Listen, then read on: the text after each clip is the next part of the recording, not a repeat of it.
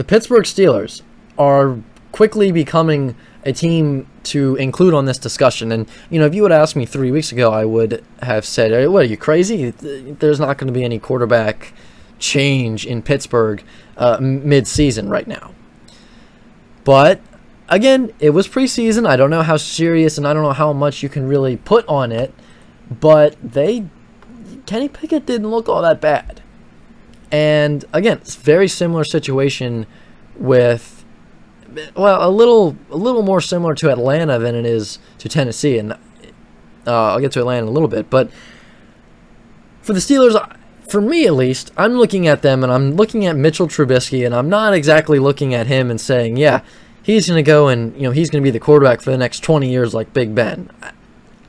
I don't think that's exactly what the Steelers have in mind with Mitchell Trubisky. They drafted Kenny Pickett for a reason.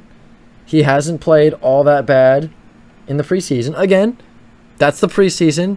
It doesn't mean too much to me, but he played well enough to get me to think about it. And, again, the Steelers, I think, have to be looking at Trubisky, and they're saying, well, he's not going to be the quarterback in the next 5 years, right? So if Trubisky comes out and, he's not playing well, right? If he just comes out and doesn't play well, and the Steelers are, 3-6, right?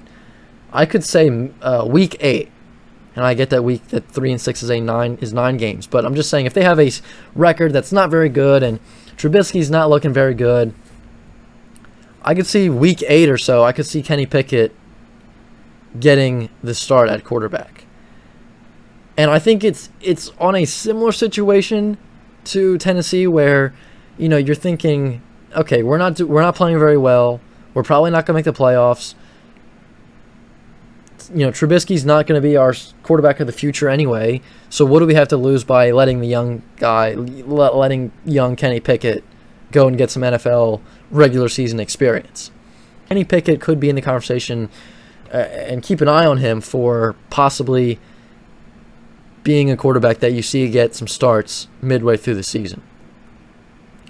I kind of talked about this last week. I think the Atlanta Falcons are kind of in no man's land here in terms of quarterbacks. I believe Mariota is going to be the week 1 starter. I haven't heard otherwise.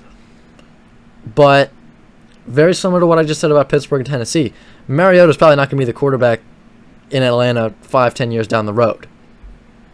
I also don't think there's any shot for Atlanta to be a playoff team. Their division, I think, is just too good right now. I can see 3 out of 4 teams in the NFC South making the playoffs, and the Falcons are not one of them. Let me just put it that way. So you're thinking, okay, Mariota's not going to be the quarterback of the future. We have Desmond Ridder, right? We might as well figure out what we have in him. What are we waiting for, right? It doesn't hurt to start him and let him play.